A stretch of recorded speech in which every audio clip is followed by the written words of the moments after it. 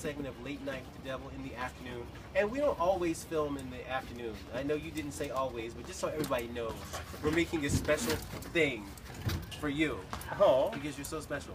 I admit that. Yes, you are. But again, just to go back over this is a really cool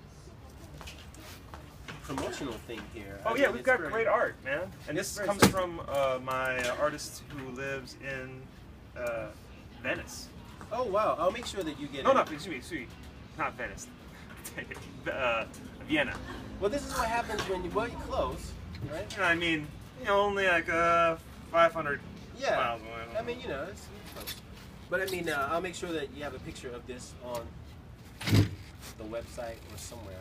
Yeah, thank you. Or just see it in my head right now. But yeah, Great Scott. Yeah, you know this Sunday. Yeah, it's a great place for bands. What is it?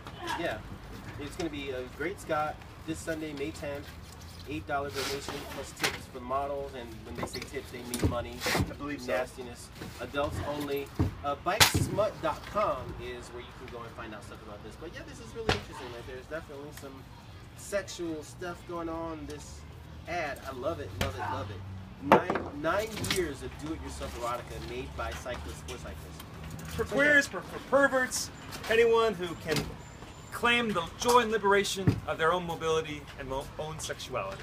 Now you have a favorite story to tell about Bike Smut, like something that happened to you? Oh man. So I travel a lot, and sometimes I come in and I do a really fun show and people have a good time and they say it's a really great show, and then I assume it's like a lot of other stuff. Media comes in, it goes out, and it's like paper. Maybe it doesn't resonate. Mm-hmm. But I like to think that a lot of these movies, they're really made by individuals who aren't, they're not paid money to make it happen for the most part. Mm-hmm. Sometimes they, but for the most part they just do it because they love it. Yeah.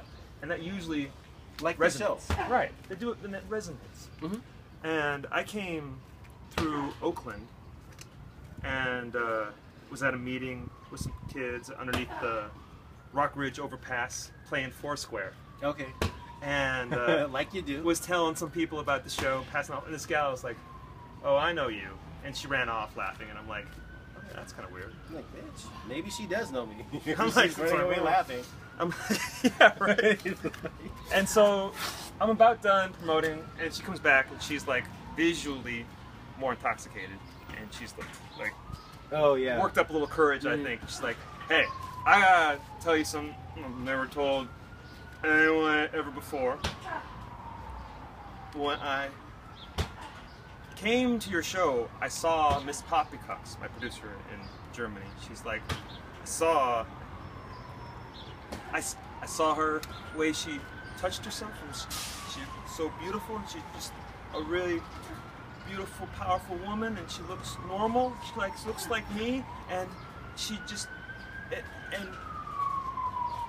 and in that film, Miss Poppycocks, she gets all up inside of her junk. She's touching her labia, she's getting inside her cunt, she's having a great time, right? Sounds like it. Yeah, right? Because basically, I play her lover who she can't wake up, can't rouse out of bed in the morning. Yeah. She goes, well, fuck this guy. Goes out on a bike ride, starts having all these thoughts, finds a little secluded patch of earth, beautiful spot of nature in the Grecian countryside. Has a fine time. And the woman who's telling me the story has never given herself really permission to touch herself.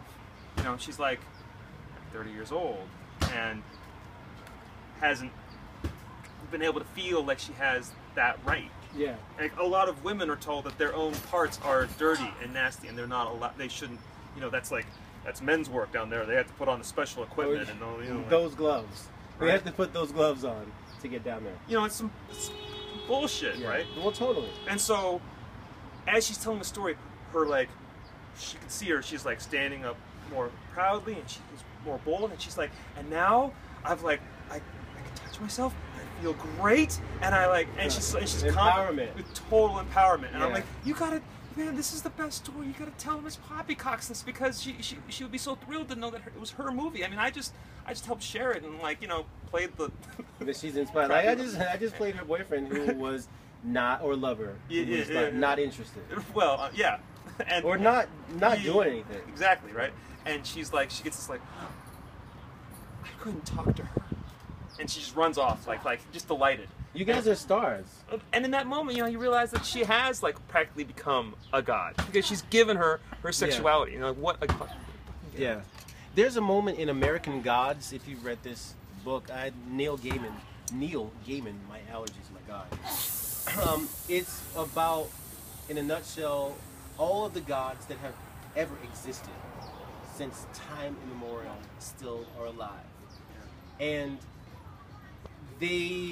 some of them are in cities just like this. I mean, well, they're all still alive doing just things, regular things. And one of them in particular was this female who was, I don't know if she was a prostitute or not, but she got this guy, they went back to one of their places, and while she's riding him, she starts to eat him. Well, consumes him. She consumes him through her vagina. That's right. Yeah. So it's an amazing story, and like, and the writing that from her perspective, and he becomes totally okay with it. Yeah, he's great because because the person who pays for the sex, the guy, is this really abusive kind of like misogynistic asshole. Was that true? Yeah, I mean the way they framed it, like it was just that not so much more than many men. Oh but like a lot of guys treat like women actually, and it was like played that role of like I have this power, I can just buy you, so you're this thing, and she was just really like kindly like on her terms able to like coax him into doing exactly what she wanted, and then suddenly he realized that that's what he wanted too. Yeah, we all go back to the beginning, right? And I guess for some, back to the pussy. Anyway, back to the hub. Back to the hub.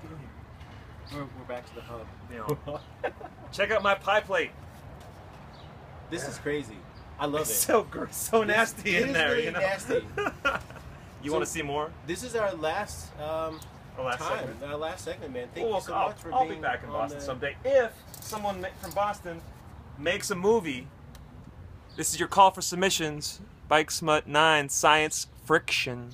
Yes. We need you. Boston needs you. We love you. See you next time.